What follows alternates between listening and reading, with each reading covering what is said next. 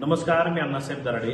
हागलूर येथे शेतामध्ये कड्यावरती एक 7 ते 8 महिन्यापूर्वी शासनाकडून डीपी मंजूर झाला आणि तो शासनाच्याकडून बसवला गेला.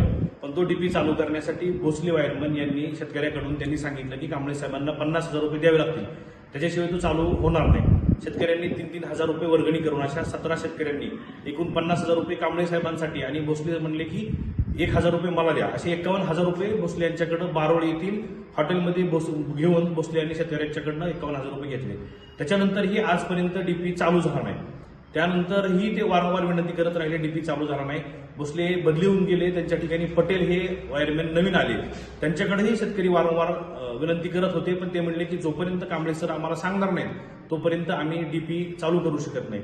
त्यानंतर पुन्हा शेतकऱ्यांनी भोसले यांना विनंती करायला सुरुवात केली. त्यावर भोसले म्हणाले की कांबळे सरांना आपल्याला अजून 20,000 रुपये द्यावे लागतील, त्याच्याशिवाय डीपी चालू होणार नाही. अजूनही डीपी तो